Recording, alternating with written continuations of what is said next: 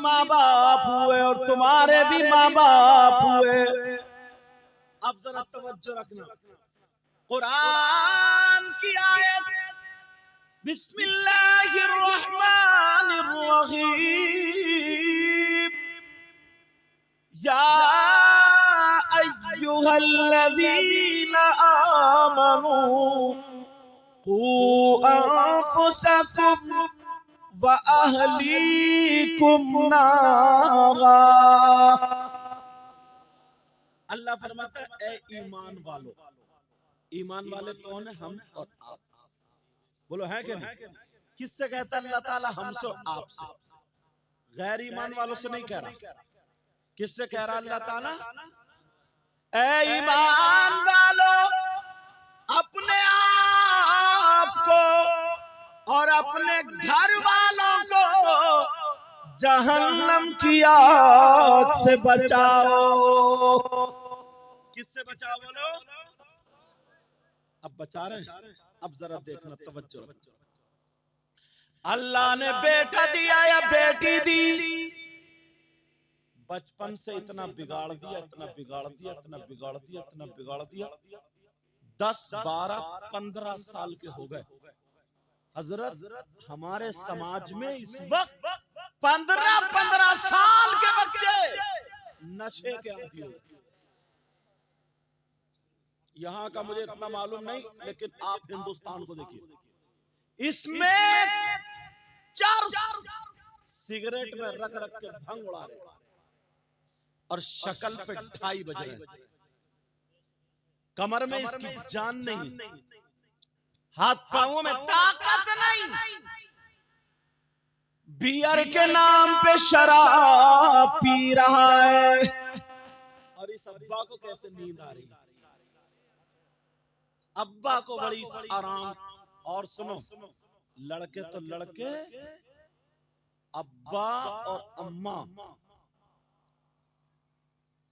बिल्कुल आंखों से बेकार, कानों से बेकार, मुंह से बेकार।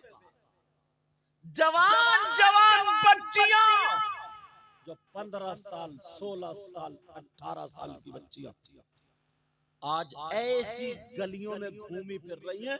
इस अम्मा को ये पता नहीं है मेरी बेटी आधा घंटे से कहां थी। इस माँ को पता। और जब घर से भाग जाती है ना, तब रोते भी आती है, पता नहीं मेरी बेटी पे किसी ने जादू करा दिया। जादू तो नहीं कराया, इस अम्मा की कमर पे 3 लठ मारो और तोड़ दो कमर।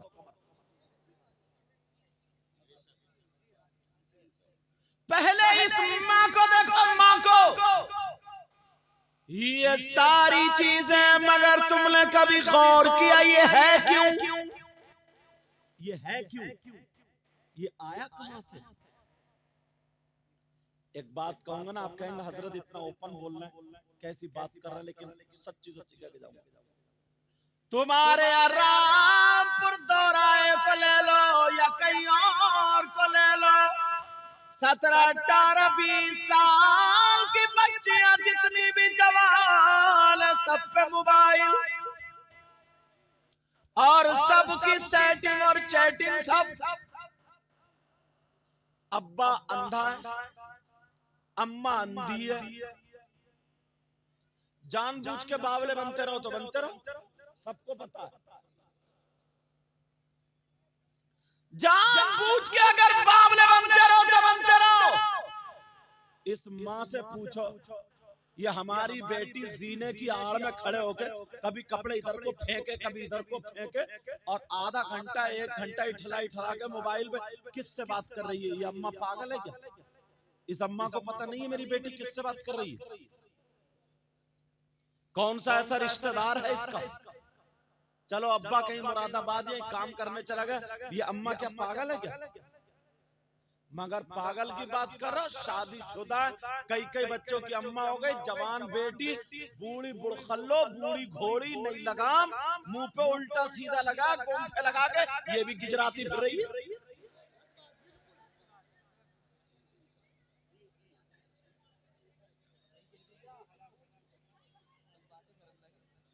अब जरा सोचो, गौर करो,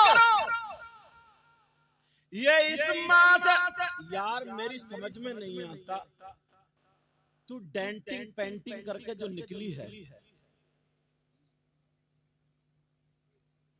जरा नबी की हदीस सुनो। नबी फरमाते, मेरी बहन सुन ले, भाई सुन ले, नबी फरमाते अगर कोई लड़की या लड़का यानी मर्द और औरत जो एक दूसरे के गैर है, अगर किसी के हाथ में हाथ एक मर्तबा दे दे, नियत खराब हो, तो अल्लाह ताला उसकी कब्र में 99 अज़दहे पैदा कर देता है।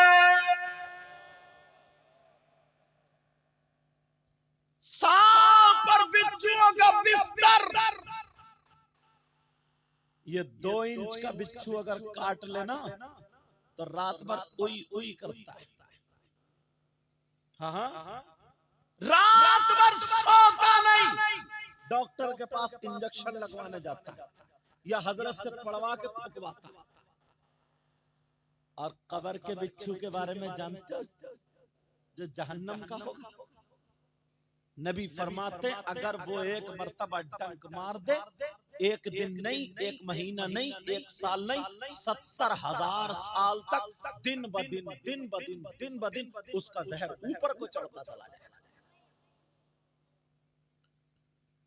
मैंने एक किताब में पढ़ा, हजरत अगर समाज में ये 3 गुना, समाज में 3 अल्लाह की तरफ से अजाब किस वक्त आते हैं उसके बारे में बताया। क्या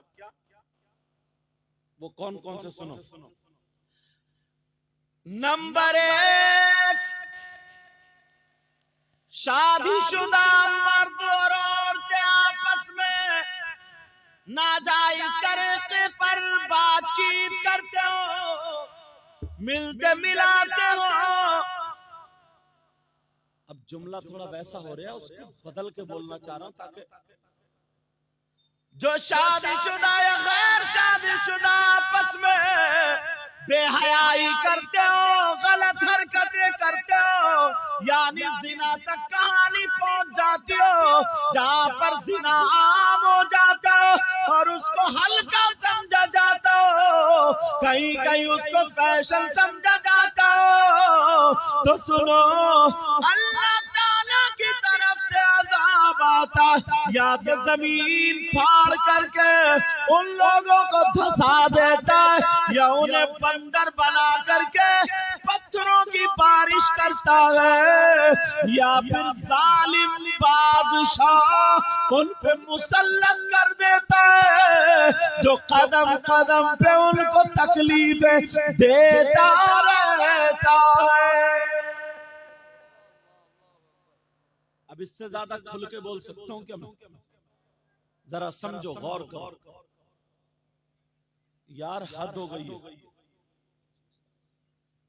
हजरत यहाँ का मुझे पता नहीं, इतना झारखंड उड़ीसा इधर जाओ, जाकर के देखो ना तो पता चलेगा शादीशुदा भाग जाती है, बच्चों को छोड़ के भाग गई, ना अम्मा की शर्म ना अब्बा की शर्म, किसी की गैर, कुछ गैरत हया है ही नहीं। उसकी वजह जानते हो क्यों? ये मोबाइल है, मोबाइल। इस अम्मा से पूछो या अब्बा से पूछो कि तुमने अपनी बेटी को जो मोबाइल, और सुनो बात आ गई जहन में, हजरत इतनी बेहयाई है। अभी ये जनवरी का महीना निकला ना, तो 26 जनवरी को स्कूलों में फंक्शन प्रोग्राम के नाम पे मुसलमानों की बेटियां जाके नाची। 26 जनवरी में मुसलमानों की बेटियां नाच रही है। इस बाप को डूबने की जगह होनी चाहिए, इस माँ को शर्म हया गैरत होनी चाहिए। 15, 16, 18 साल की बच्ची है, औरत का पूरा जिस्म है उसका, छोटे छोटे स्कर्ट और वो सब पहना करके स्कूलों में नाचने के लिए। कई एक ने मुझे जो भेजा ना ताकि इसलिए मैं तकरीर करूं, छुप छुपा करके बनाई होंगी लड़कों ने कैसे, और मुसलमान की बेटियां तौबा तौबा, शर्म हया गैरत खत्म। फिर कहते हैं यार हमारे घरों में बरकतें नहीं, फिर कहते हैं यार हम परेशान, फिर कहते हैं यार हमें ये हो गया, हमें ये हो गया, फिर कहते हैं हजरत दुआ करियो, ऐसा करियो, वैसा करियो। तुमने कभी अपने आप को सोचा यार इतना काम तो तुम भी समझ सकते हो ना, ये किताबें थोड़ी पढ़ोगे तुम, तभी पता चलेगा। कोई मौलाना बेटी को दुपट्टा उड़ाना आएगा हमारी, कोई इमाम साहब तुम्हारी बेटी को दुपट्टा उड़ाएंगे? ये माँ बाप की जिम्मेदारी है, ये माँ बाप की जिम्मेदारी है, माँ बाप की। मगर सबको बिल्कुल आजाद कर दिया, बिल्कुल छोड़ दिया। वजह उसकी, ये बच्चे मदरसे में नहीं जाते, स्कूल में नहीं जाते, छोटे छोटे बच्चे पैसों से खेल रहे, छोटे छोटे बच्चे जुआ खेलने लगे, 4-4 5-5 लड़के इकट्ठे हुए, वो रगड़ा, वही क्या चीज होती है इसमें उसमें उसमें रगड़ी और उसमें भरी सिगरेट में, और पीते हुए धुआं छोड़ते फिर रहा है। न इसकी माँ को खबर है, न इसकी बाप को खबर है। अरे तुम तो माँ बाप हो ना, ये कौन सुधारेगा? बोलो कौन? ये किसी और की जिम्मेदारी नहीं है प्यारा। तुम्हें क्या पता है इस्लाम कैसे हम तक पहुंचा? अगर इजाजत तो तारीखी वर्क रखो, इजाजत है। दूसरी जंग है जिसका नाम जंग ओहद, मेरे नबी भी जंग में शरीक है, साहबा भी शरीक है, तकरीबन 70 साहबा इसमें शहीद हो गए। अल्लाह अल्लाह सब जख्मी लेटे हुए, मेरे नबी के सामने एक जालिम आ गया जिसका नाम इब्न क़य्यिम था। शायद तुम्हें मेरी बातें ये कड़वी लग रही, सोच रहे होगे यार हमें तो कोई ऐसा मौलाना होता ना कि एक हिकायत सुनाता और जन्नत के दरवाजे पे छोड़ के आता, बस फ्री में जन्नत मिल जाती, बस एक नारा लगाते और फ्री में जन्नत में चले जाते। मेरे नबी अल्लाह आका भी हैं, उनके सामने एक जालिम इब्न क़य्यिम आ गए तलवार लेकर के। मेरे नबी खौद ओढ़े हुए थे, जंग की टोपी ओढ़े हुए थे। जैसे ही खौद ओढ़े हुए, जंग की टोपी ओढ़े हुए उस जालिम ने वार किया, मेरे नबी पर ऐसा वार किया, आगे जंजीरें लटकी हुई थी ना, एक जंजीर पे जब लगी तो आका के रुखसार में घुस गई, आका के रुखसार में घुस गई। अब मेरे नबी भी एक तरफ लेटे, तकलीफ हो रही है, कोई सहाबी इधर लेटे, कोई इधर लेटे, कोई इधर लेटे गए, तमाम सहाबा जख्मी है। मेरे नबी के रुखसार में भी वो जंजीर दाखिल हो गई है। मेरे नबी लेटे थे, इतने में एक सहाबी आ गए जिनका नाम हजरत अबू बैदा बिन जर्राह। वो आए और आने के बाद उन्होंने नबी को देखा, तकलीफ हो रही थी मेरे नबी को, कभी आंख खोल रहे कभी बंद कर रहे, कभी आंख खोल रहे कभी बंद कर रहे। तुम्हें क्या पता, तुम्हें तो ये पता है बस किसी की शादी और डीजे पे नाच लो, डीजे बजा लो। पहले लोग नाचने वाली नचनियों को बुलाते थे, फिर वो बंद हो गई तो आदमियों को बुलाकर उनके गेंदे फेंदे रख के उन्हें औरत बना दिया, उनको नचाने लगे। उसके बाद अब डीजे चला करके मोहल्ले के हुड़दंगे नाचने लगे, हुड़दंगे इतनी इतनी मोटी कमर वाला और गाना गा रहा है कमरिया में। शर्म आनी चाहिए थोड़ी सी, थोड़ी गौर करो मेरी इस बात पर। तुमने जो ये डीजे वीजे ढोल ताशे गाजे बाजे सिर्फ हरी पट्टी बांध ली और कूदरिया नाच रिया हो गया तो सुन्नी, हो गया तू जन्नती, हो गया तू कामयाब। मेरे नबी की जिंदगी जरा देखो, आका की जिंदगी देखो, आमना के लाल की जिंदगी देखो। जंग में लेटे हुए, रुखसार में जंजीर है। अगर एक कांटा भी लग जाता ना तो कितनी तकलीफ होती, एक कांटा भी लग जाता। हजरत अबू उबैदा बिन जर्राह आ गए। जैसे आए उन्होंने सोचा आका की ये जंजीर कैसे निकालूं। हजरत अबू उबैदा बिन जर्राह ने ऐसे करके वो जंजीर पकड़ी और एक हाथ खोद पे लगाया, और लगाने के बाद जब ताकत लगाई तो अंदर का गोश्त आने लगा। मेरे नबी के चेहरे पे तकलीफ के असरात जाहिर होने लगे।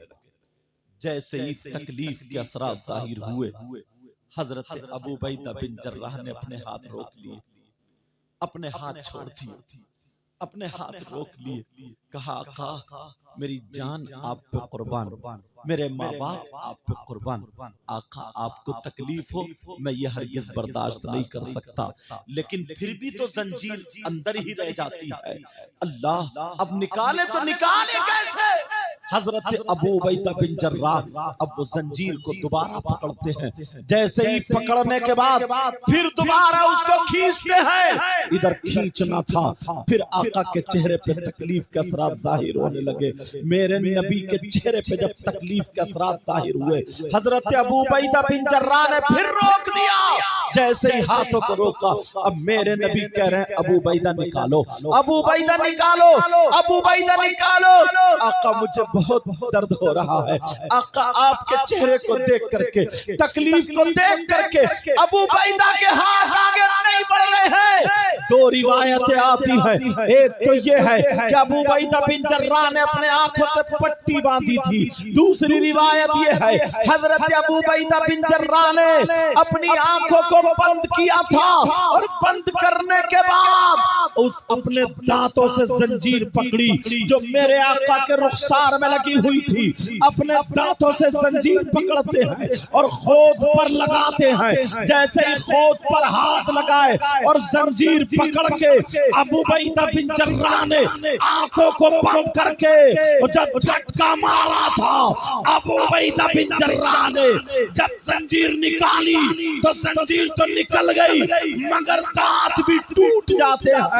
जैसे ही दांत टूटे, मेरे आका के यहाँ से खून का फव्वारा निकलता है, खून निकलना शुरू हो जाता है। और तो आज जो तुम फैशन करती फिरती हो, आज जो सर पे दुपट्टा नहीं ओढ़ती हो, आज जो शादियों में तुम ये बड़े बड़े पार्लर और कौन कौन से शरारे खरारे पहन करके उधर को जाती हो जिधर को मर्द खड़े होते हैं। ओ मेरी बहन सुन ले, वो मदीने की औरतें थी, उन्हें पता चला हमारा शौहर जंग में जख्मी हो गया है, हमारा भाई जंग में जख्मी हो गया है, हमारा बाप जंग में जख्मी हो गया है। ये मदीने की औरतें घर में नहीं बैठी, उन्होंने अपनी चादरें ओढ़ी थी, जिस्म नहीं दिखाया था। देखो इस्लाम का झंडा ये औरतें लेकर के चलती है। उन्होंने जो था अपना जिस्म नहीं दिखाया बल्कि चादर ओढ़ी। मदीने में औरतों ने दरवाजे खोल दिए। जैसे ही दरवाजे खोले और जंग के मैदान में आ जाती है। उन औरतों में आने वाली नबी की बेटी सैयदा फातिमा भी थी, हसन हुसैन की माँ सैयदा फातिमा भी थी, अली की बीवी सैयदा फातिमा भी थी, सैयदों की दादी सैयदा फातिमा भी थी, जन्नती औरतों की सरदारा सैयदा फातिमा भी थी। जब इन्होंने देखा मेरे बाबा यहाँ पर लेटे हुए हैं, जब औरतें मैदान में आती है वो सारे लोग हट जाते हैं। अब अपने अपने जख्मियों को देख रही है। अरे आज तू मोबाइल से सेल्फी ले रही है, आज तू किसी लड़के से बात कर रही है, आज शादीशुदा होकर के भाग जाती है। तुझे शर्म आनी चाहिए, तुझे गैरत आनी चाहिए। मेरे नबी की बेटी सैयदा फातिमा अपने बाबा के पास आकर के बैठ जाती है और कह रही है बाबा बाबा आका मुहम्मदुर रसूलुल्लाह। जरा अपनी आंखें खोलो बाबा, मैं फातिमा हूँ, अपनी आंखें खोलो बाबा, मैं आपका दिल का टुकड़ा हूँ, अपनी आंखें खोलो बाबा, मैं आपका लख्ते जिगर नूर नजर फातिमा हूँ। कहा बाबा आंखें खोलो, मगर मेरे नबी को इतनी तकलीफ, खून निकल रहा है, मेरे नबी आंख नहीं खोले। फातिमा रो रो करके कह रही है बाबा मुझसे दो बातें कर लो, मेरे बाबा को क्या हो गया है, मेरे बाबा मुझसे बातें कर लो।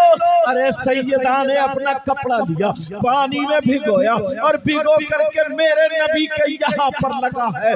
और इन खेलियां खेलने वालों, आज ये जो मौलाना तुम्हें तकरीरों में बताते हैं कि अपनी शादियों में ढोल मत बजाना, अपनी शादियों में बैंड बाजे मत बजाना, अपनी शादियों में नाच खेल कूद मत करना, अपनी शादियों में आतिशबाजी मत छोड़ना, अपनी शादियों में गैर तरीके पर कोई भी रस्म मत करना।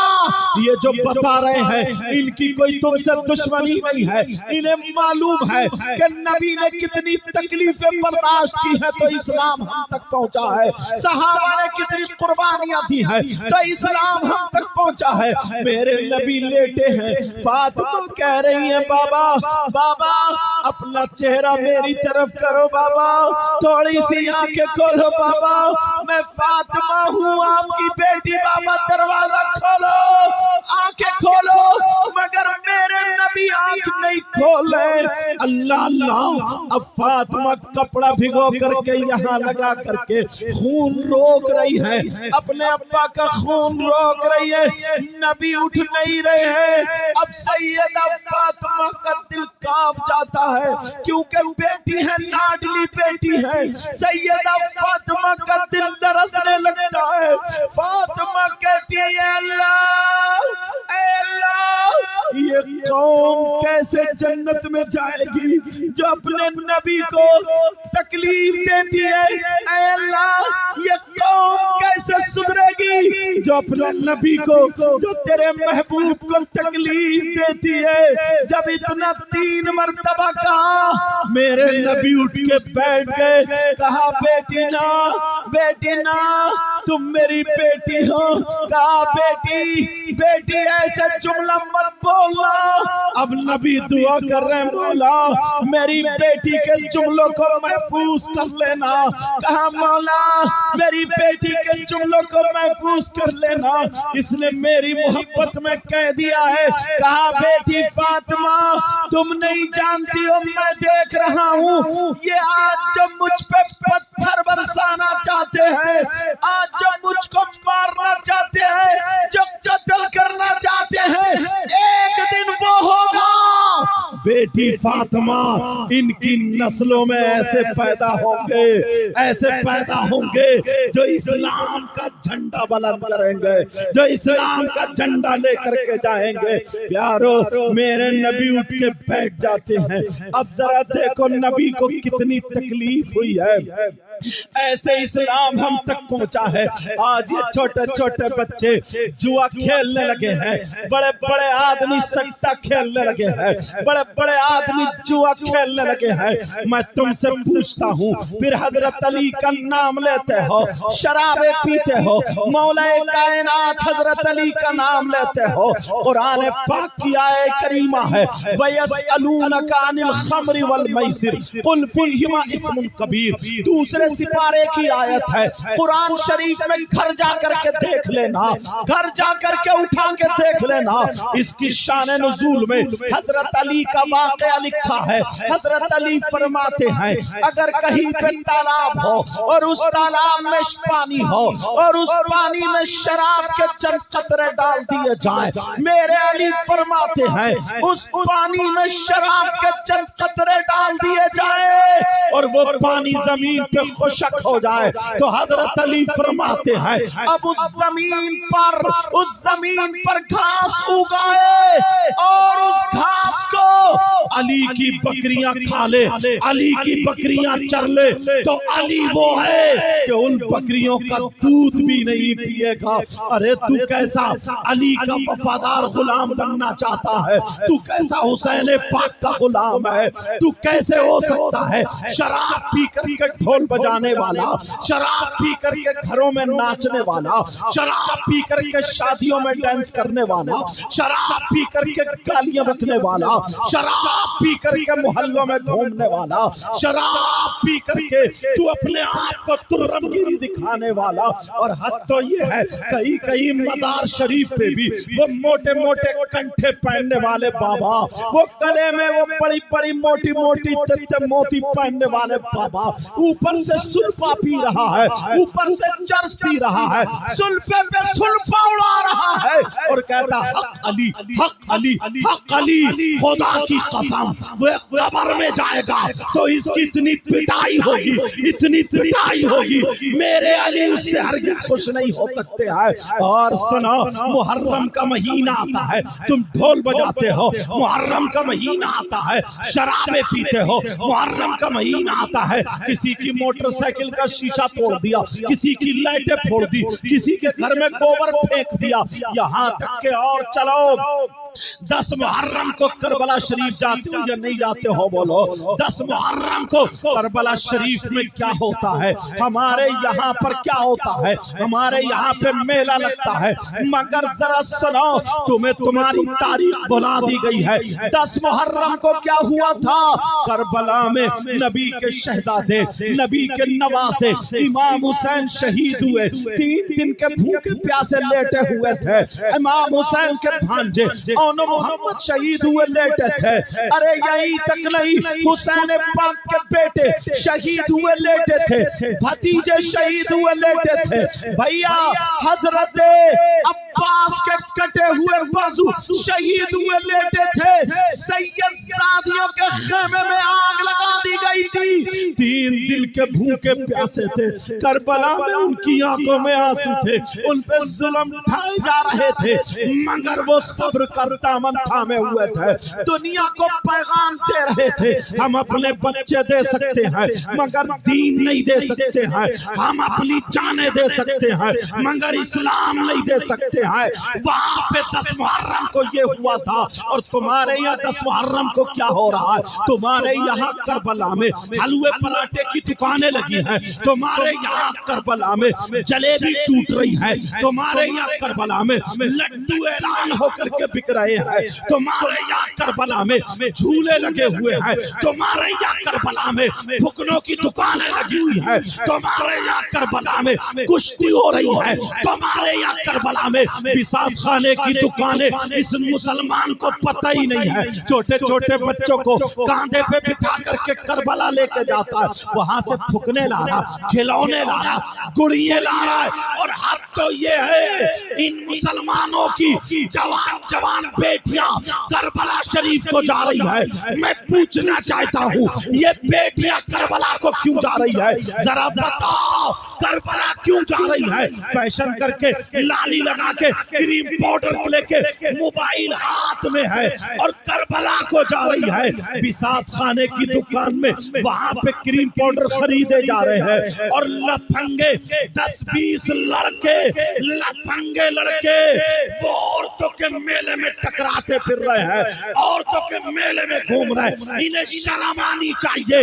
ये औरतों के मेले में ये छक्के छक्के, ये लफंगे लफंगे औरतों के मेले में घूम रहे हैं। मैं पूछना चाहता हूँ, औरतों के मेले में क्या कर रहे हैं? इन्हें क्या बुंदे खरीदना है? इन्हें क्या चूड़ी खरीदना है? इन्हें क्या जेबरी खरीदना है? इन्हें क्या चुटिया खरीदना है? इन्हें लाली खरीदना है?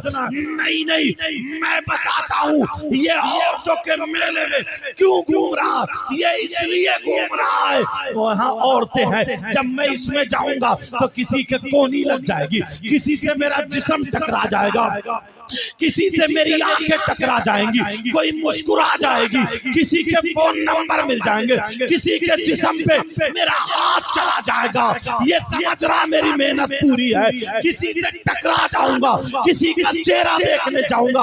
अरे शर्म कर शर्म, तुम नहीं कह सकते मगर मैं बोलता हूँ। तू जिस औरतों के मेले में जिससे टकराने गया, जिसके कोनी मारने गया, अगर तेरी बहन होती तो तू क्या करता? जिससे आंखें लड़ाने गया तेरी माँ होती तो तू क्या करता? जिसे देखने गया गया, तेरी चची होती तो तू क्या करता जिससे टकराने गया, तेरी फूफी होती तो तू क्या करता जिसका चेहरा देखने गया, तेरी सगी भांजी होती, भतीजी होती तो तू क्या करता, डूब मरने को चाहिए था।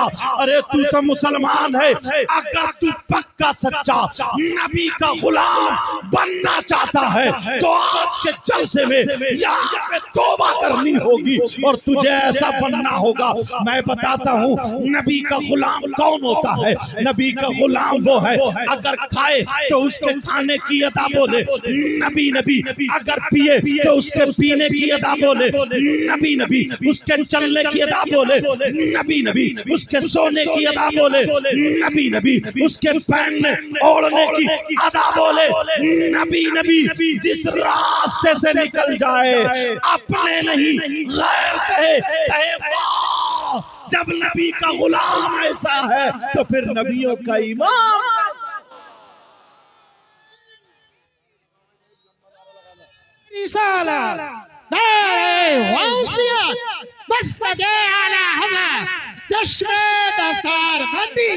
हजरत अल्लामा सैयद मुकम्मल रहमान साई क़िबला उलमाए सुन्नत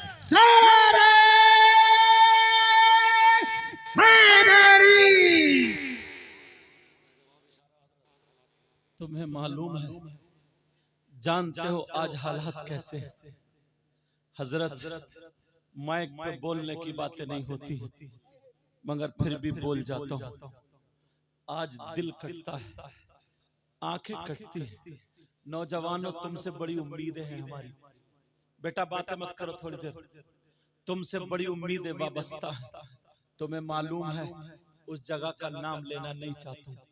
अभी मैं रांची के आगे था 2-4 दिन पहले, बंगाल उधर झारखंड समझे तकरीर करने गया था।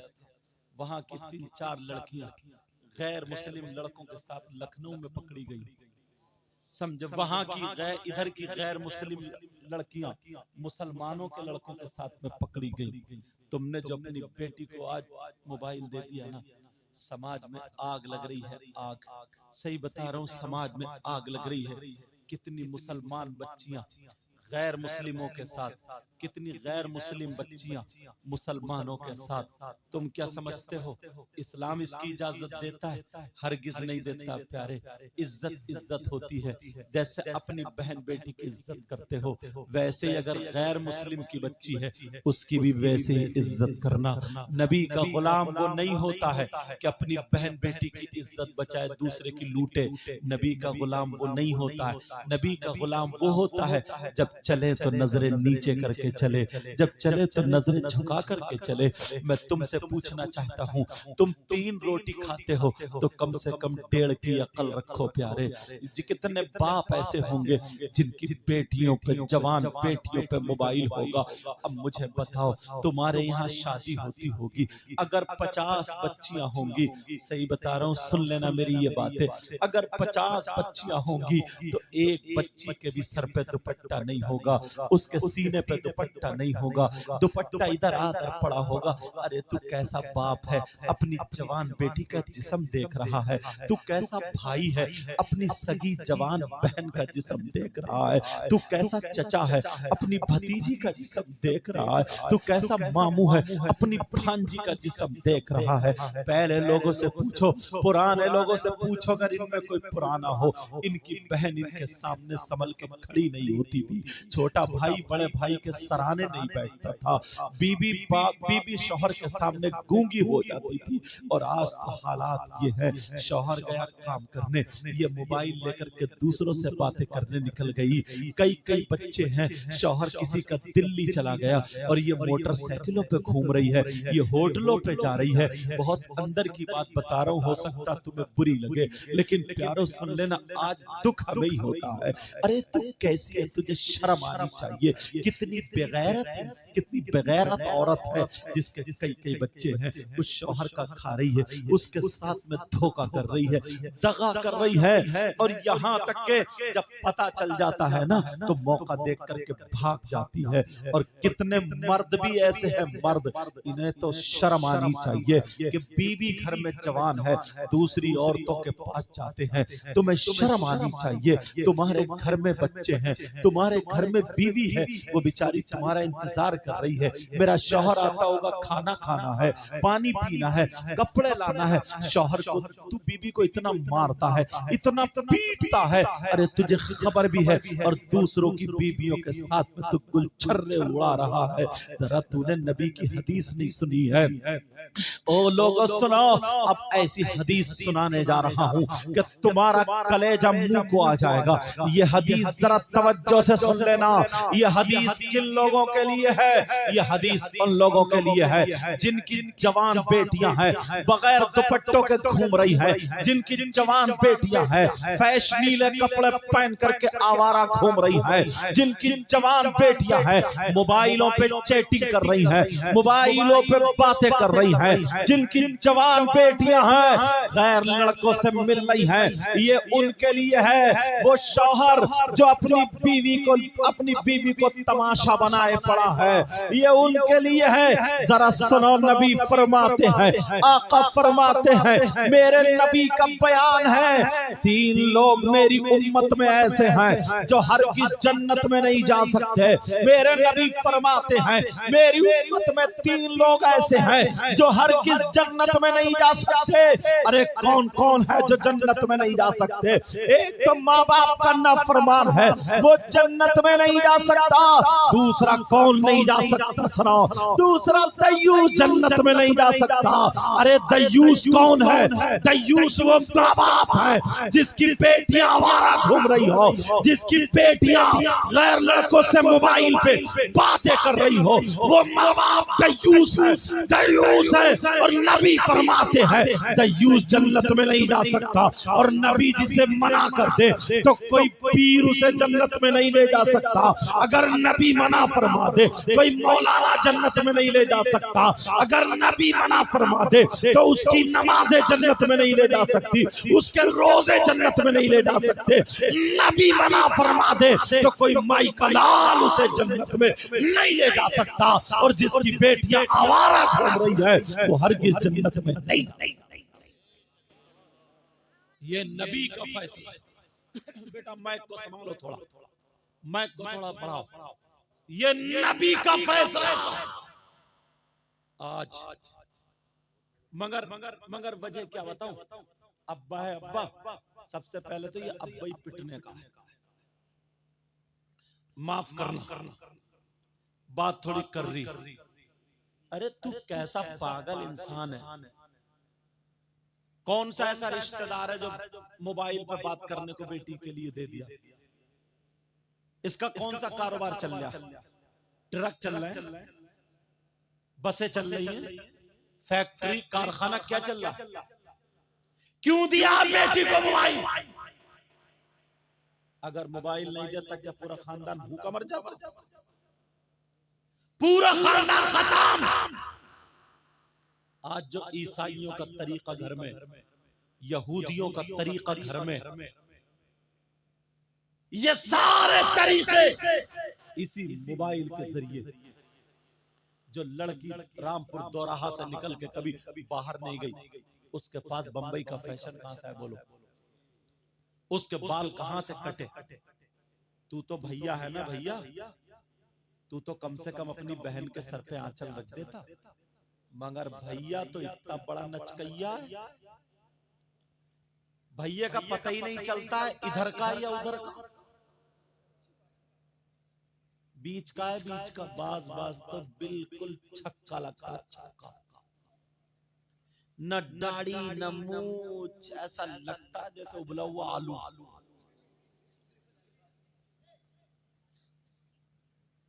न दाढ़ी न मूछ। और जो रह बचे ना वो कुंडल लटका लिए, कुंडल। यही कमी और रह गई थी। और जो रहा ना तो यहाँ टेटू बनवा रहा, गर्दन पे टेटू। हाथ में वो भी कड़ा, और अब तो लड़के कंगा लगा रहे। कंगा कहाँ जाएगा, कहाँ ठुमका मारेगा जाके। अब तू मर्द तो रहे नहीं, ये पुराने मर्द थे जो लाठी लेके चलते थे, ये मर्द थे। मुहावरा बोला जाता था, मुहावरा क्या मालूम है कि चल हट, चूड़ी पहन ले चूड़ी, इसका मतलब तू अब काम का नहीं, मर्द नहीं। तो इन नौजवानों ने पहले ही चूड़ी पहन ली, कड़े पहन लिए, कंगा लगा लिया, अब कहाँ मारेगा ठुमका। और बोलेगा भी फिर ऐसे ऐसे मीले,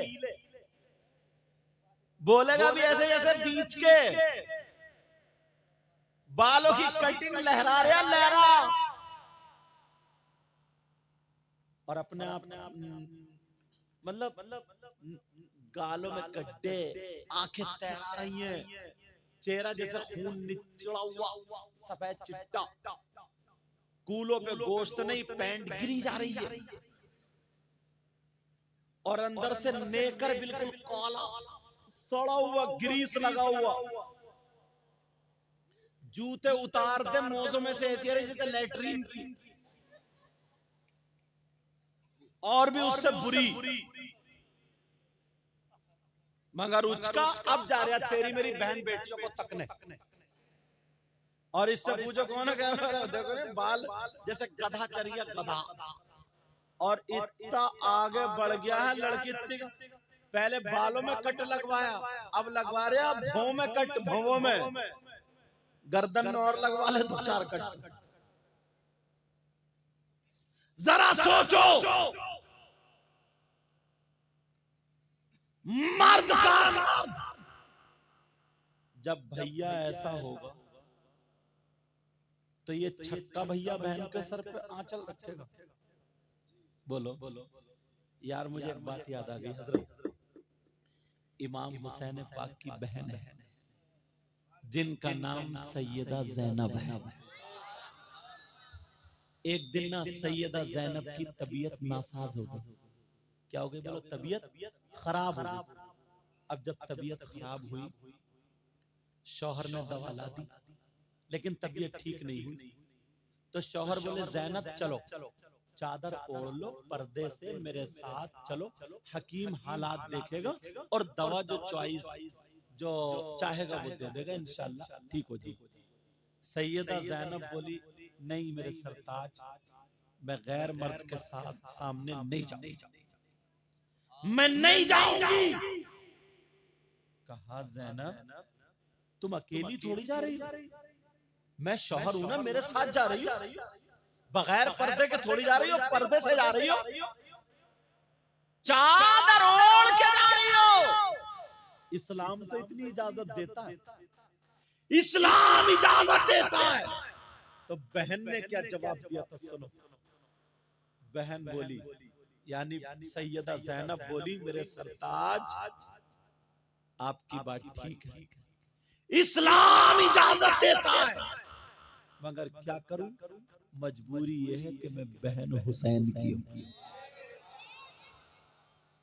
मैं बहन हसन की हूं, मैं बेटी फातिमा की हूं, लाडली अली की हूं और नवासी नबी की हूं, मैं नहीं जा सकती, वरना हुसैन को दुनिया क्या कहेगी।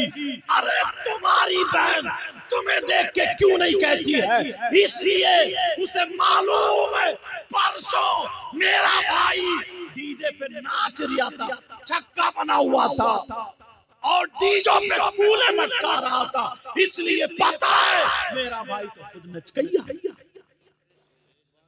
तो तुम्हारी शर्म क्या? बाज बहन को पता है मेरा भाई किससे मोबाइल पे बात करता है, अब वो शर्म करेगी। अम्मा को भी पता है मेरी बेटी किससे बात करती है, अम्मा और शह देती है, जा जा जा, अगर भाग जाएगी ना तो जहेज देना नहीं पड़ेगा, जा जा ऐसे नहीं। शादियों में तुमने देखा होगा ये अम्मा कुंवारी बेटियों को सजा सजा के मोती सितारे चमक दमक सारे कपड़े पहने क्यों ले जा रही है अम्मा? और अम्मा ये बूढ़ी घोड़ी नई लगाम पुरानी दीवार नया पैंट, ये और लदी पड़ी है, ये और बुद्धि बड़ी है। और गिजरा के जब आई ना घर तो अपने शौहर से क्या बोली, सुनो तो, अपने शौहर से क्या बोली, बोली सुनो तो, पूरी बारात तो आज हमें ही माँ बेटियों को देख रही थी, कुएं में नहीं गिरा गया तुझसे। पूरी बारात हमें माँ बेटियों को देख रही थी, और कई औरतें तो ये कह रही थी ये माँ बेटी थोड़ी बहने बहने लग रही है, बहने बहने। कब्र में इसका गला फाड़ दिया जाए, ऐसा गुर्ज पड़ेगा कि 70 मील जमीन में धंसा दिया जाएगा। ये बस लिए इधर की इधर इधर चुर चुर बोल जाएंगे, बहने बहने लग रही है। शर्म आनी चाहिए, गैरत आनी चाहिए। नबी की बेटी सैयदा फातिमा, अल्लाह एक दिन हजरत अली के पास बैठी, हजरत अली भी बैठे। हजरत अली बोले फातिमा तुमने मेरे साथ में जिंदगी गुजार रही हो, ये एक एक जोड़ी कपड़े में पूरा साल गुजारती हो, सूखी रोटी भी खा लेती हो, तुमने मुझसे आज तक कुछ मांगा नहीं। फातिमा मैं चाहता हूं आज तुम कुछ मुझसे मांग लो। फातिमा बोली सरदार तुम खुश हो तो मैं खुश हूं, आप राजी हो तो मैं राजी। फातिमा की जिंदगी है, मेरा शौहर राजी हो जाए, मेरे बाबा राजी हो, अल्लाह राजी हो जाए। का नहीं फातिमा कुछ मांग लो। फातिमा बोली मांग लूं? का जी मांगो। सोच रहे होगे कि सोना मांगेंगी, चांदी मांगेंगी, मगर मेरी बहनें सुन ले, नबी की बेटी ने मांगा क्या? का फातिमा वो मांगना जो तुम्हें सबसे ज्यादा पसंद हो। अब नबी की बेटी की पसंद देखो क्या, नबी की बेटी की चॉइस क्या, चॉइस अपने घर जाकर फातिमा जो तुम्हें ज्यादा पसंद हो वो मांगो। फातिमा बोली सरताज मांग लूं? का जी मांगो, आज तो सोने का पहाड़ मांगो, मैं अली सोने का पहाड़, आज जो चाहो मांगो। मगर फातिमा की नजरें नीचे को हुई, आंखों में आंसू आ गए। अब आंखों में जब आंसू आए, अली कहने लगे फातिमा ये तो खुशी की बात है, ये कोई रोने की बात थोड़ी है। आंखों में आंसू क्यों? फातिमा मांगना था। फातिमा कहने लगी मेरे सरताज आंखों में आंसू आ गए, का मांग लूं? जो मुझे पसंद है वो मांगू? कहा जी। देखो नबी की बेटी को क्या पसंद, नबी की बेटी। आज हमारे घरों में वो तरीका है, मेरी बहनें जहां जहां से सुन रही है अपनी बच्चियों को ये बात बताना, नबी की बेटी ने मांगा तो क्या मांगा। फातिमा रो गई, आंखों में आंसू आ गए। अली ने यहाँ हाथ लगाया फातिमा के, चेहरा ऊपर को किया, कहा फातिमा रो मत, अली का दिल फट जाएगा, मांगो क्या मांगती, फातिमा मांगो। अब फातिमा रोती जा रही है और कहती जा रही है, कह रही है मेरे सरताज मांग लूं का? फातिमा मांगो। फातिमा बोली अली जब मेरा इंतकाल हो जाए, जब मेरी रूह निकल जाए, जब मैं दुनिया से चली जाऊं, मेरे सरताज मेरी मांग सुन लो। फातिमा बोली अली जब मेरा इंतकाल हो जाए तो मेरा जनाजा दिन में नहीं बल्कि रात में निकालना। अली कहने लगे फातिमा क्यों, कुरान में ऐसा नहीं है कि औरतों का जनाजा रात में निकाला जाए, हदीस में भी नहीं है कि औरतों का जनाजा रात में निकाला जाए। फातिमा तुमने ऐसा क्यों कहा? फातिमा बोली सरताज मेरे अली, आपने ये कहा जो फातिमा को पसंद हो तो मुझे जो पसंद मुझे यही पसंद हो, तो फिर क्यों इसलिए कहा? तो फातिमा बोली मेरे सरताज मैंने इसलिए कहा जब मेरा इंतकाल हो तो मेरा जनाजा दिन में नहीं रात में निकालना, इसलिए कि जब तक मैं जिंदा रहूंगी किसी गैर मर्द के सामने नहीं जाऊंगी, मैं पर्दा करूंगी पर्दा। फातिमा को पर्दा पसंद है, और जब मेरा इंतकाल हो जाए तो फातिमा ये चाहती है रात में निकले ताकि किसी गैर मर्द की मेरे जनाजे पर भी नजर ना पड़े। नबी की बेटी ने क्या मांगा? तो मालूम था तुम्हें? और वो मोबाइल पे फिल्में बनाने वाली बंबई में जिस पे बना वो हो गई बेपर्दा, आधी आधी नंगी। वो हमारी बेटियों ने इख्तियार किया है। नबी की बेटी का कुछ नहीं, और दावा भरते हम नबी के गुलाम हैं। सही बता रहा हूं, तुम पड़ोस को नहीं, मोहल्ले को नहीं, हर माँ बाप सिर्फ और सिर्फ अपने अपने घर की जिम्मेदारी ले लें। हर माँ बाप सिर्फ अपने अपने घर की जिम्मेदारी ले ले तो इंशाअल्लाह माहौल सुधरता हुआ नजर आएगा। जो लोग शराब पीते ना, शराब, अल्लाह आला हजरत ने भी लिखा है, अगर मैं किसी को, सुन लेना ये बात जरा संभाल, अगर मैं किसी को एक गिलास पेशाब पीने को दूं तो क्या वो एक गिलास पेशाब पिएगा? बोलो नहीं। क्यों? इसलिए कि वो नापाक है। यही तो, इसलिए बोलो वो फुकहा फरमाते हैं, आला हजरत ने भी लिखा है कि जैसे पेशाब नापाक है वैसे ही शराब भी नापाक है। अगर एक दरहम से ज्यादा पेशाब लग जाए उसका धुलना जरूरी है, ऐसे ही अगर शराब लग जाए तो उसका भी धुलना जरूरी है। तो जिस मुंह से तुम अल्लाह और रसूल का नाम लेते हो यार, उसी मुंह से गंदी चीज पीते हो, शराब पीते हो, ये हराम चीज पीते हो, जिससे हमारा खून बन रहा है, जिससे हमारा गोश्त बन रहा है, जिससे हमारा जिस्म बन रहा है, वो हराम चीज। अल्लाह लिखा है जो मर्द और औरतें गलत काम करते हैं ना, तो जहन्नम में उनकी शर्मगाह सड़ जाए, उनकी शर्मगाह में खून पीप कचलऊ सड़ जाएगी, और उन्हें इतनी जोर से पेशाब लगेगा मगर पेशाब नहीं उतरेगा। उनके पेट ऐसे हो जाएंगे जैसे मटके, मसाने उनके भर जाएंगे।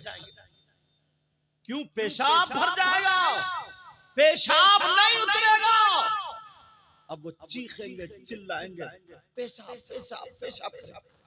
उधर वो लोग जो शराब पीते, अल्लाह उनकी प्यास इतनी बढ़ा देगा, जहन्नम में इतनी बढ़ जाएगी, वो कहेंगे हाय हाय कुछ पीने को, हाय कुछ पीने को, कुछ मिले पीने को, कुछ मिले पीने को।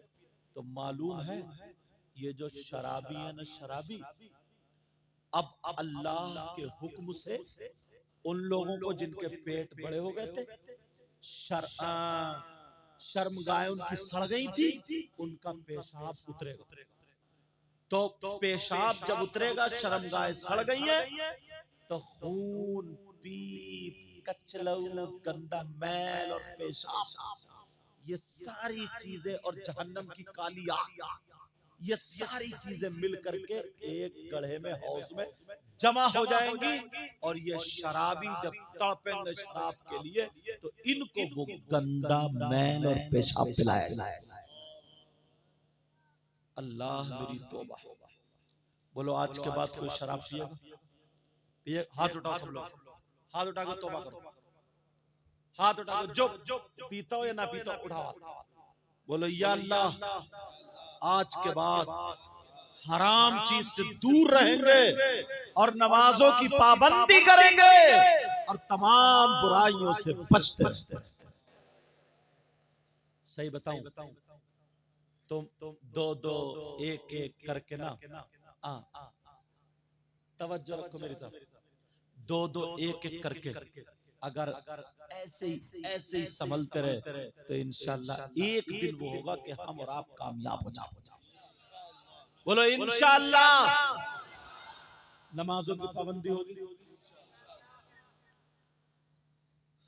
तुम्हें कोई शख्स ऐसा मिल जाए, बात थोड़ी कड़वी है, सुन लियो, जो बेटा, सगा बेटा अपनी मां के साथ गलत हरकत करता,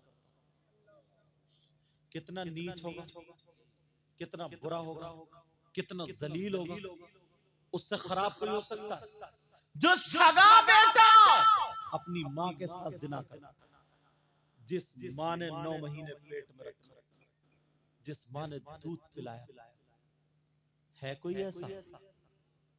तुमने देखा आज तक? अगर मिल जाए तो उससे दोस्ती करोगे? बोलो, उसे प्लेट में खिलाओगे? उससे रिश्तेदारी करोगे? और अगर तुम में से कोई हो तो तौबा करोगे?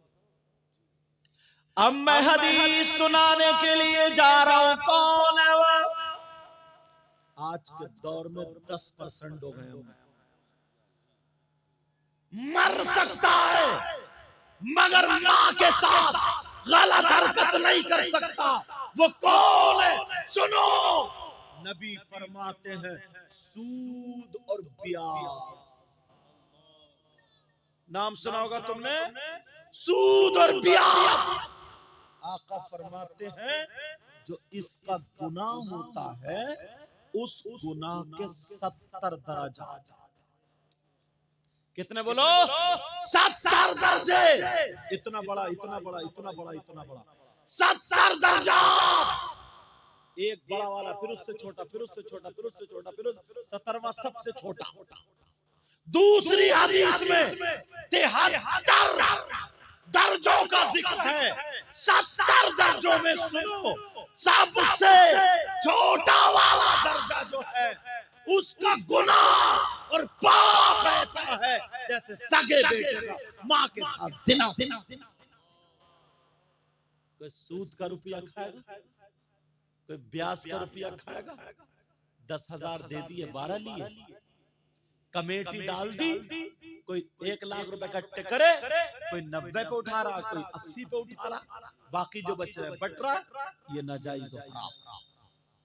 हाँ, अगर 10-10 हजार रुपए इकट्ठे करके 1 लाख जमा कर लिए, उसमें कोई घटाओ बढ़ाओ नहीं है, वैसे ही जिसको जरूरत वो दे दो, अगले महीने में दूसरा ले लो, या कुरानदाजी कर लो, तो ये जायज।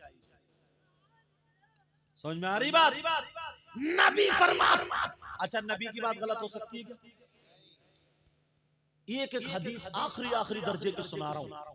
कितना खराब बेटा होगा यार जो अपनी माँ के साथ, जुमला बोलने में भी थोड़ा वो हो रहा है, जो अपनी माँ के साथ मुंह काला काला ऐसे समझो, गलत नजर कर। कौन है वो? सूदी और ब्याजी। सूद और ब्याज का लेने वाला, देने वाला, उसके गुनाह के नबी फरमाते 70 दर्जे, छोटे वाले दर्जे का इतना गुनाह है, और बाकी 69 बड़े बड़े बच्चे, उनका कितना होगा? कोई खाएगा, सट्टा लगा दिया, 500 रुपए कमाए, 200 रुपए बचा लिए, 300 का सट्टा लगा दिया, और रात को सो गया कि अब तो मैं सुबह को अनिल अंबानी हो जाऊंगा। आज तक कभी कोई सट्टेबाज मालदार हुआ? आज तक कभी भी कोई सट्टेबाज कहीं भी मालदार हुआ? बल्कि बीबी को और बेच के चला गया। ऐसी मिसालें सुनने में आई हैं हजरत। घर बेच दिया, बीबी दूसरों के पास छोड़ दी, रख दिया। सट्टा, ब्याज, जुआ, हराम का लुकमा हरगिज नहीं जाना चाहिए हल्का में। बोलो जाएगा तो नहीं, बोलो जाएगा तो नहीं। एक चीज और सुनो, इस मोहल्ले का क्या नाम है? मोमिन नगर। सही साहब, मोमिन नगर।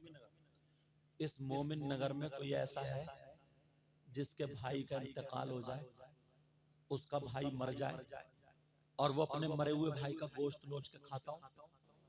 कोई औरत है ऐसी जो अपने मरे हुए भाई का गोश्त खाती हो?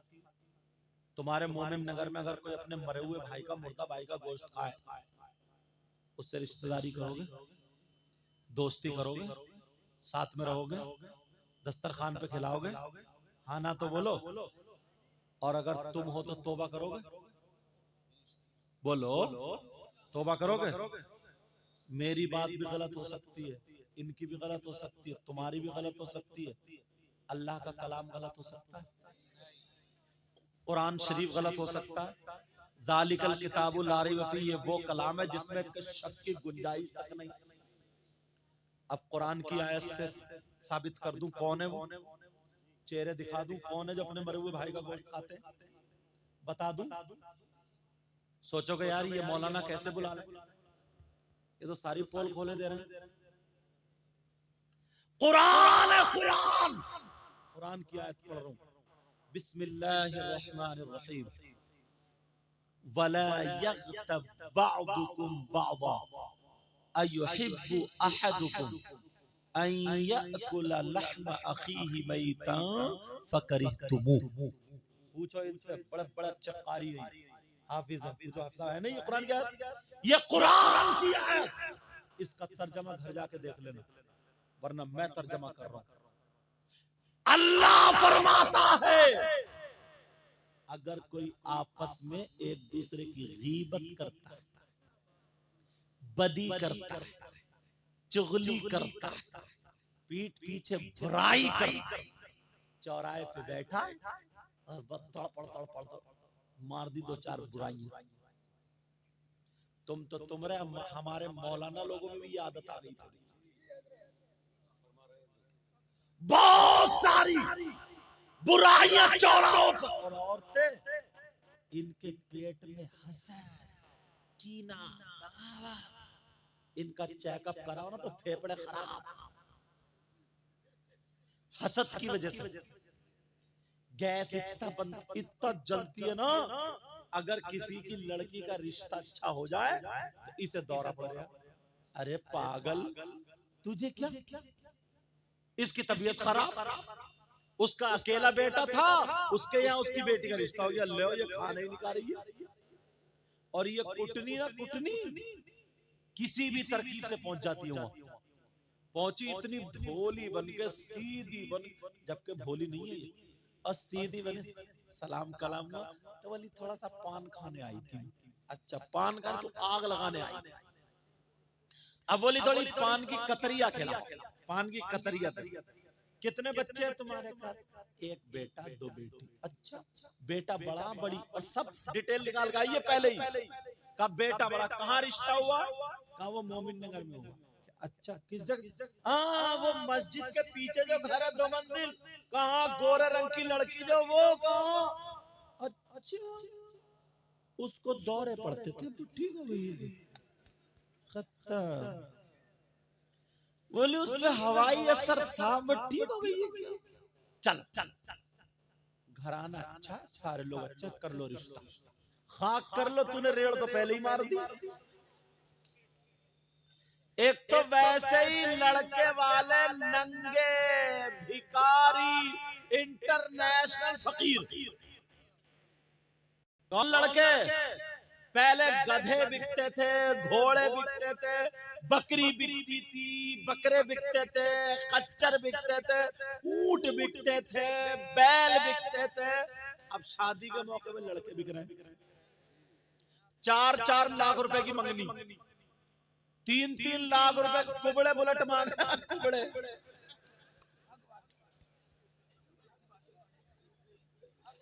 इस गेगले से पूछो, गेगले तू बुलेट के धुएं से मर जाएगा यार। हो क्या गया इसे?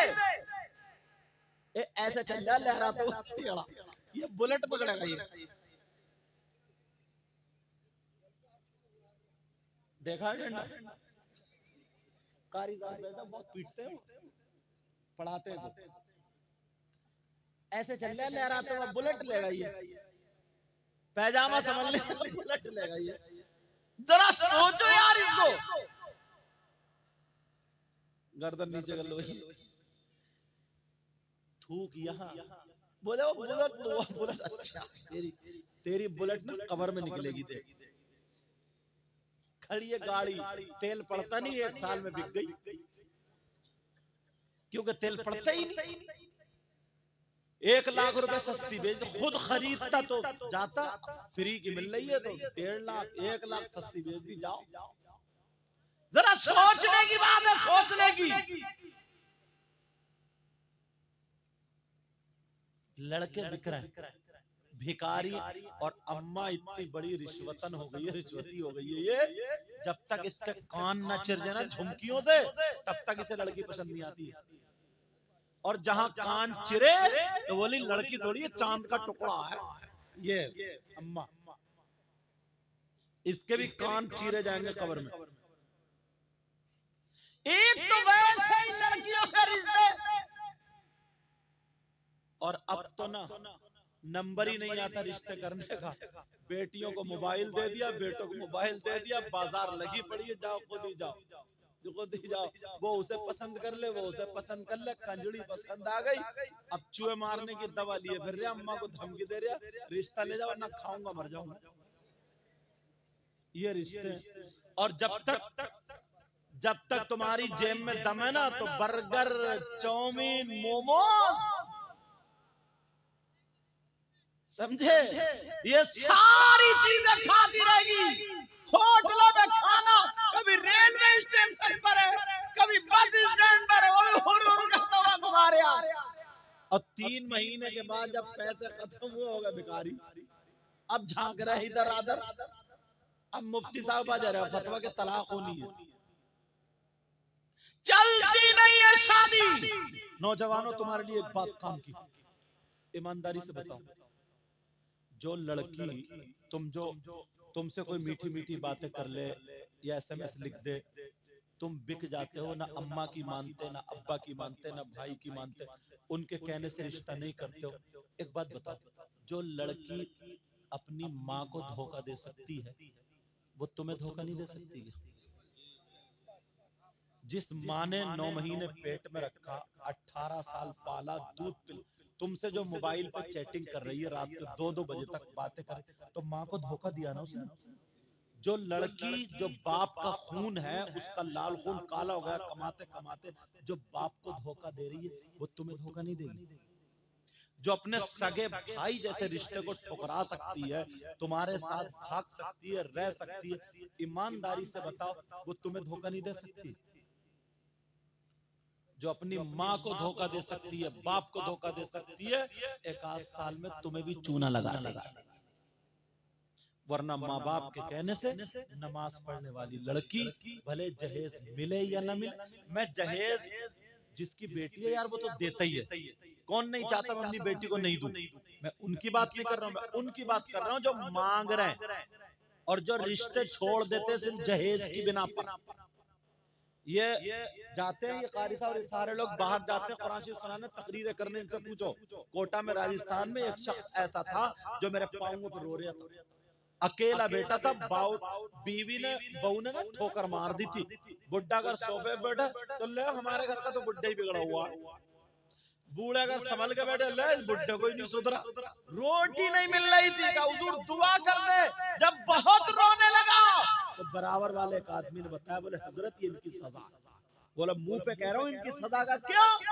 कहा ये शख्स वो है जिसने 3 रिश्ते बोलोरो की वजह से गरीबों की लड़कियों को ठुकराए।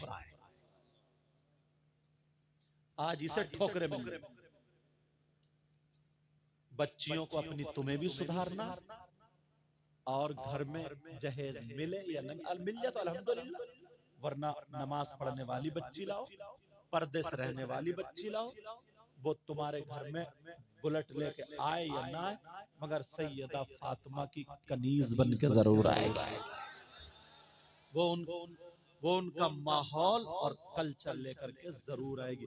कितने नौजवान इस बात पर तैयार होते हैं कि इंशाल्लाह आज के बाद मैं किसी से मोबाइल पे बात नहीं करूंगा, अपनी अम्मी के कहने से, अब्बू के कहने से रिश्ता करूंगा, और पर्दे से रहने वाली, नमाज पढ़ने वाली बच्ची से रिश्ता करूंगा, चाहे मिले या न मिले।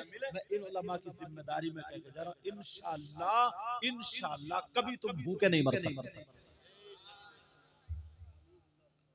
कभी तुम परेशान नहीं हो। कभी कभी इम्तिहान के लिए तो तकलीफें आती, तो कौन है वो जो मरे हुए भाई का गोश्त खाता? सुनो, अल्लाह फरमाता है जो आपस में एक दूसरे की गीबत करने वाला, चुगली करने वाला, पीठ पीछे बुराई करने वाला, इधर से उधर लगा देने वाला, अल्लाह फरमाता है वला यग़्तब बअदुकुम बअदा अयुहिब्बु अहदुकुम अन याकुला लहमा अखीहि मैतन फकरितुमु। आपस में एक दूसरे की गीबत करने वाला, चुगली करने वाला, पीठ पीछे बुराई करने वाला ऐसा है जैसे मरे हुए भाई का गोश्त खाने। बोलो कुरान की बात क्या गलत हो जाएगी? बेटा सुभान अल्लाह हर जगह नहीं कहते। अरे बच्चा है, उसे पता थोड़ी, हम ही तो बताएंगे उन्हें।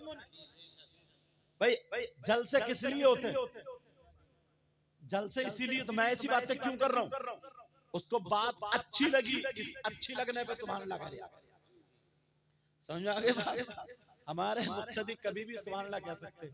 एक मौलाना साहब तकरीर बोले फला साहब की अम्मा का इंतकाल हो गया, नीचे से बोले सुभान अल्लाह। मौका महल भी देखा जाता है कि कहाँ सुभान अल्लाह कहना, कहाँ नहीं कहना। इस चीज का भी ख्याल रखोगे ना। क्या बता रहे? समझ में आ रही बात? तवज्जो रखो यार, कैसे हालात हो गए। हजरत गीबत और चुगली की बात कर रहे हैं, इमामों को नहीं छोड़ते। देखो एक चीज में मैं तीन चीजें दिखाता हूं एक में, और नजरिया तुम पहचानना। कोई अगर किसी की मोटरसाइकिल चुरा ले, तवज्जो सुनिए बात, चोरी मत करना। अगर कोई किसी की मोटरसाइकिल चुरा ले और चोर पकड़ा जाए, तो चोर को तुम इनाम दोगे क्या? हाँ ना तो बोलो। कोई जूती चुरा ले, चप्पल चुरा ले, मैक चुरा ले, मैक वाले डरो मत, नहीं चुराएगा मेरे पास, तो क्या तुम इनाम दोगे? मगर यार देखो तो कितने उल्टे। जब तुम दूल्हा बने थे तो तुम्हारे जूते नहीं चुरा थे? अरे बोलो ना, शादी में चुरे के नहीं चुरे? चोर का भी पता चल गया होगा। तुमने थाने को फोन किया, आ जाओ चोर पकड़ा गया, टूटे फूटे आते उधर से। तुमने थाने को फोन किया, छोटी बच्ची साली या साला चुरा के ले जाता, तुमने थाने को फोन किया, आ जाओ चोर पकड़ा गया? नहीं, बल्कि तुम उसे इनाम देते हो। बोलो क्या चाहिए? वो कह रही है, बच्ची कह रही 10,000। दूल्हा मियां बोले 8,000। 8 में 10 में तकरार चल रही थी, इतने में एक बुजुर्ग आ गए, बूढ़े का क्या बात है? बोले ऐसे से मामला। बोले चलो ऐसा करो, 9 में फैसला करो, खत्म। और बोले ये तो इनका हक है, दो हक है। इन चचा मियां से ये पूछो, तुम बूढ़े हो गए हो, चोर या चोरनी का हक जानते हो क्या? 9,000 है। अस्सारिकु वस्सारिकतु फक्तउ ऐदियहुम, चोर चोरनी के हाथ काटे जाएंगे। 10 दिरहम से ज्यादा वैसे उनकी सजा। और तुम इनाम दे रहे हो, इनाम। अब मुझे बताओ, इतने में 9,000 पे बात थी। अब्बा आ गए दूल्हा मियां के, क्या बात है? साहब ऐसे बोले नहीं, पूरे 10,000 दूंगा। अब्बा की चढ़ हुई थी, बोले क्यों? बोले बेटे की खुशी का दिन है, यूं 10,000 चलो दे दिए। इतने में दुल्हन बैठी कार में, दूल्हा बैठे। जब कार गई, बच्चों ने घेर ली कार, लाओ हमारा हक। तुमने कभी फोन किया कि उग्रवादियों ने कार घेर ली? हंसने की बात नहीं। पकड़वाया पुलिस से? नहीं। यहां भी यही झगड़ा, 8-9 8-9 8-9। फिर अब्बा है, बोले 1 रुपया कम नहीं, 10,000 बेटे की खुशी का दिन दे दी। अब इमाम साहब ने निकाह पढ़ाया। अब आया इमाम साहब के निकाह पढ़ाने का नंबर। इमाम साहब तुम बताओ। इमाम साहब बोले 10,000। बस अब यही अब्बा को मौत। अब्बा बोले इमाम साहब जायज ले लो, जायज। अब्बा बोले इमाम साहब पागल हो गए क्या? 10,000 कहीं चलने क्या? बुलाओ सदर साहब को, सेक्रेटरी साहब को, इस इमाम का पत्तो साहब। खत्म, खलास, इमाम की इमामत खत्म। अरे शर्म करो, चोरों को 10,000 दे दिए, उग्रवादियों को 10,000 दे दिए, और जो हाफिज था, इमाम था, तुम्हारे घर में फाता पढ़ता था, उसे तुमने मस्जिद से निकलवा दिया। कभी सोचा तुमने इस बात पर? हर जगह ये होता है।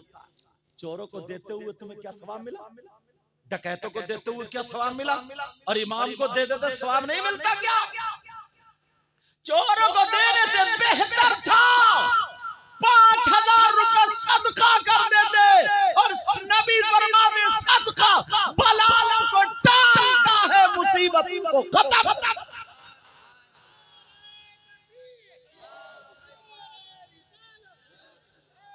लेकिन सुनो, एक ही शादी में, वो भी मुसलमान, नजरिया बदलो, अपना नजरिया। तवज्जो, तवज्जो, नजरिया बदलो। आप जानते हैं हमारे यहाँ पे ना ऐसे ऐसे इमाम है जो वाकई इमामत करने का हकदार, कारी साहब, ये लोग एकदम प्योर। समझ रहे हैं आप बात? कुछ लोलो पोचो करने वाले भी होते हैं, उनका मामला ठीक नहीं है, चाहे वो मेरी जमात के क्यों ना हो। लेकिन सुनो यार, एक मजदूर मजदूरी करता ना, कुछ भी नहीं जानता, कोई काम सीखा हुआ नहीं है, तब भी 500 रुपए की करता है। कुछ भी सीखा हुआ नहीं है तो 500 रुपए की करता नहीं करता। शाम को आके बीवी बच्चों में आराम से सोता है, खाता रहता है, और राज मिस्त्री समझो 700 रुपए की मजदूरी लेता इस दौर में। अब एक महीने के 17,000 हो रहे हैं, उधर 500 के एतबार से 15,000 हो रहा है। ये यार इतने दिन, इनसे पूछियो हिफ्स कैसे किया होगा इन्होंने? एक एक लफ्ज, एक एक लफ्ज, एक एक लफ्ज, एक एक लफ्ज इन्होंने उस्ताद ने कैसे कराया होगा? ये सारे हाफिज इन्होंने कैसे पढ़ा होगा?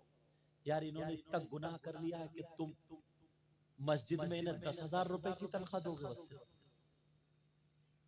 एक दिन की मजदूरी कितनी पड़ रही? अगर थोड़ी देर के जहन बना सोचा जाए तो सोचो यार, कौन पढ़ाएगा अपने बच्चों को? तुम पढ़ाओगे बच्चों को? कोई मालदार पढ़ाएगा बच्चों को? स्कूलों में बच्चों को हम 5-5 हजार रुपए, 500 रुपए, 2-2 हजार रुपए दे करके फीस दे दे करके पढ़ाते। उसमें तुम्हारा कुरान पढ़ाया जाता है, दीनी तालीम पढ़ाई जाती है, खड़े होकर के मुंह तना सिखाया जाता है, पैंट शर्ट, ये सारी। मैं उसका मुखालिफ नहीं हूँ, उस तालीम का भी जरूरत के लिहाज से वो भी पढ़ना चाहिए, मगर एक वो दूसरी चीज दिखाना चाहता हूँ। यही माँ बाप उसकी फीस भी देता है, ट्यूशन भी लगा, सब कुछ। उसकी वजह क्या? उसकी वजह ये है, या तो सरकारी सर्विस लग जाएगी तो भी 80-90 हजार रुपए की होगी, समझे? कहीं मास्टर बन जाएगा तब भी इतनी तनख्वाह होगी। और तुम्हें मालूम है कि ये सारी की सारी हमारे मजहब की तालीम तो है नहीं, सब हटी, सिर्फ दुनिया ही दुनिया है ना, इसमें आखिरत तो है नहीं। उसके बावजूद भी सब इधर पिले पड़े। मदरसों की तनख्वाह, मुदर्रिसीन की तनख्वाह और इमामों की तनख्वाह अगर हम लोग ज्यादा कर दें, बढ़ा दें, तो पढ़ने वाले अच्छे से नहीं पढ़ लेंगे क्या? बोलो, तुम खुद सोचो यार। ये किसे कदम उठाना पड़ेगा, हमें और आपको उठाना नहीं पड़ेगा। तो बखुदा ये बता रहा हूं, हमारी तो कट गई, लोग कट गई, सारे लोग कट गए। ये मत समझो हम अपने लिए कर रहे हैं, तुम्हारी नस्लों के लिए कर रहे हैं। कौन पढ़ाएगा बच्चों? उसने इतना बड़ा गुनाह कर लिया, कुरान हाफिज हो गया, आलिम हो गया, मौलवी हो गया, मुफ्ती हो गया, उसने इतना बुरा काम कर लिया कि अब तुम उसे मारे डाल रहे हो। उसकी बीवी नहीं है यार, उसके बच्चे नहीं है यार, उसके घर वाले नहीं है यार। जरा सोचो, 8-8 दिन बेचारा घर नहीं जाता, जुमेरात को घर जाता है या शनिचर को घर जाता है, और उस बीच में अगर किसी के यहाँ फाता हो, उसके बीवी बच्चे 8 दिन से इंतजार कर रहे हैं, छोटे छोटे बच्चे, अब्बू कब आओगे, अब्बू कब आओगे, अब्बू कब आओगे। यार जैसे तुम्हारे बच्चे वैसे उसके भी तो बच्चे हैं।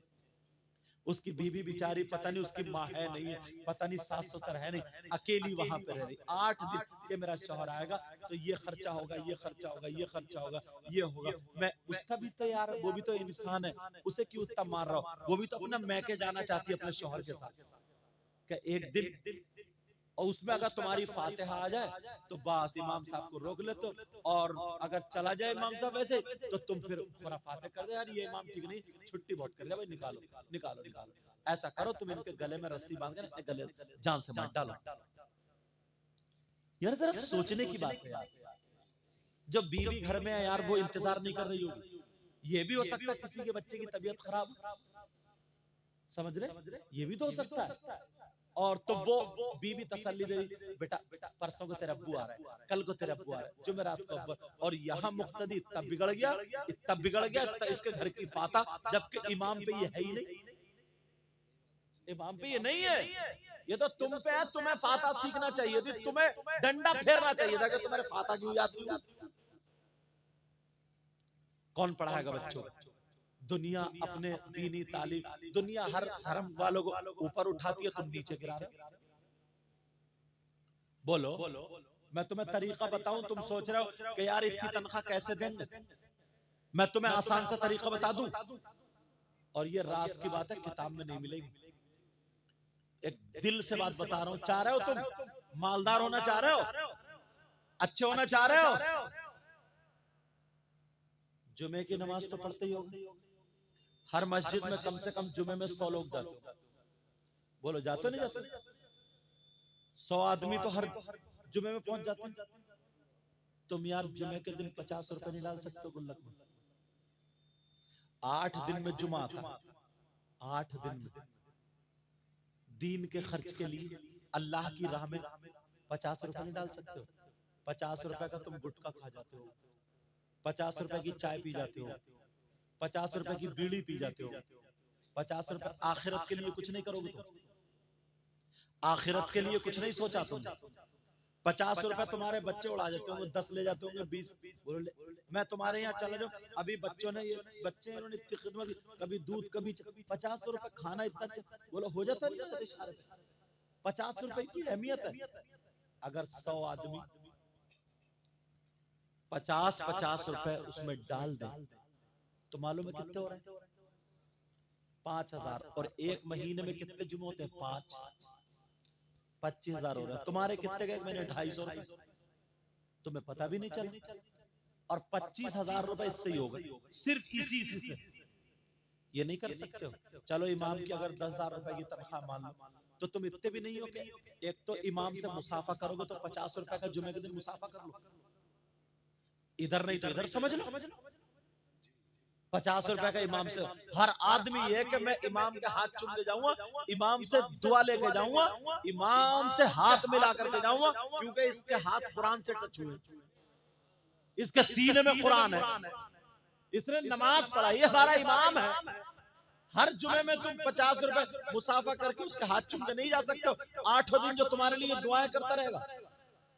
तिजारत करो अल्लाह से, अगर बढ़ना है तो उसका बेचारे का काम हो जाएगा। ये वो चीज है, वो चीज जो कर सकते हो। तो मोबाइल चलाते हो लड़कों जितने भी हो, मोबाइल में ग्रुप बनाते हो, उसमें एसएमएस भेजते हो, कोई शेख चिल्ली का, कोई सपना चौधरी का, कोई डांस का, कोई हंसने वाले। इधर मुरादाबाद के लड़के वो जो क्लिपें बना रहे हैं ना, इतनी गंदी गंदी बातें छोड़ रहे हैं हजरत। एक लड़की, दो लड़के, दो लड़की, गधे घोड़े, उसमें साथ मिला जुला के, मैं बता नहीं सकता, इतनी गंदी बातें, नहीं गालियां, बिल्कुल खुल्लम खुल्ला गाली वो भेज रहे हैं, हंसी मजाक ठिट्ठे। कमाने वाले लड़के क्या एक ग्रुप बना करके, समझे,